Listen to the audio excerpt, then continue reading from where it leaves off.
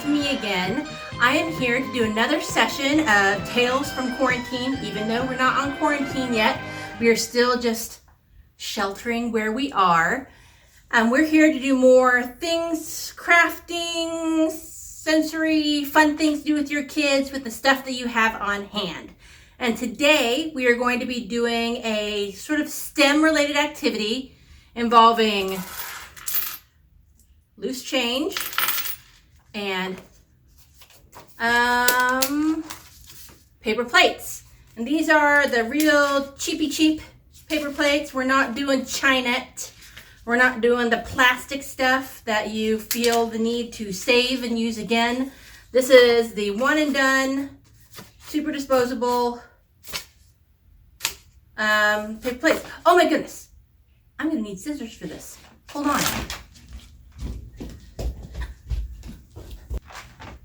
And we're back. Anyway, this is gonna be a real simple thing to do. These are called, I don't know what they're really called. I call them penny spinners, but you're not limited to using pennies to do them with. But this is, gosh, I could explain the physics to you, but I'm just gonna go ahead and link down below to videos that do a much better job. Ooh, people are driving by. Of explaining the physics of it. But what this essentially is it's going to be a top that allows a quarter, a penny, or something. Ooh, gross. What happened to that? Ugh.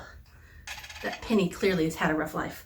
That will allow a piece of paper, a piece of cardboard, a yogurt lid, anything you want to use, allow that to pretty much spin really nicely. It's, like I said, this is a really strong lesson in physics and balance.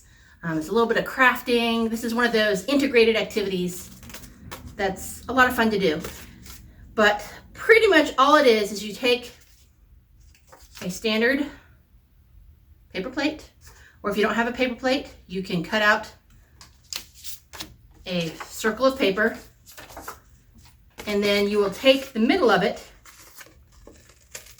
and you'll cut a little slot that will fit your penny or nickel.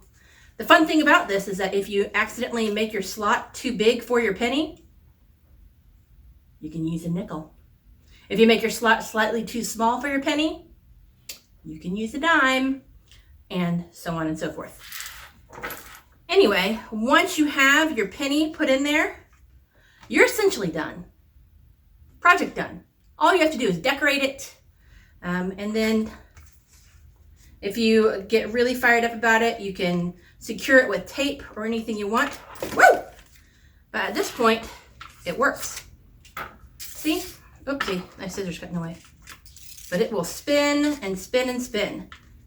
And at this point, you can start the experimenting. You can start saying, well, what happens if I use a really big piece of paper? What happens if I use a really small piece of paper? Or in this instance, what happens if I use a piece of paper that's not round at all? So let's try this. This is clearly not round. This is a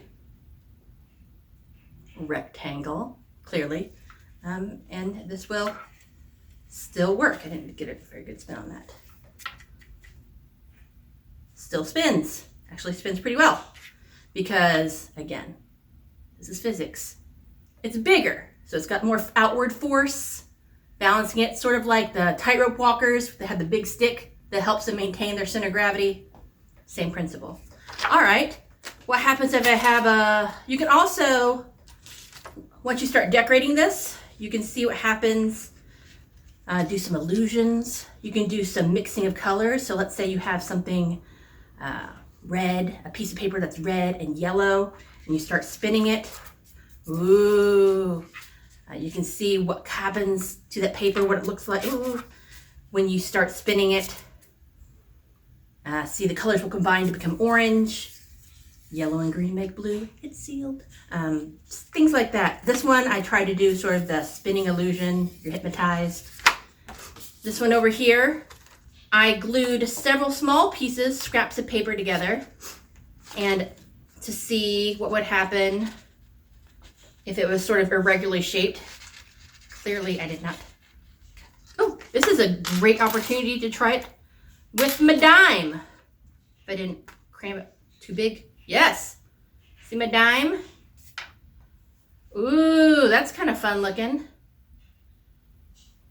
And as you can see, this is a quick and easy thing to do. I know that my 5-year-old, even when he was much younger, really enjoys making this. This is also a fun thing to have in your back pocket, just to do whenever you're out and about, because you always have some loose change. You can usually scrounge up a piece of paper. As we've learned, it doesn't need to be round, so you really don't even need scissors. Poke a hole in it. I'm going to use a quarter and get real crazy. Poke a hole in it, get your coin in there. All of a sudden, you got yourself some entertainment. Some good science-based entertainment. You can use flimsy paper. You can see how well flimsy paper works versus like a thick cardboard. You can do a plastic yogurt lid. You could do just pretty much anything. Again, this is really a great opportunity to do some experimentation, use some scientific method.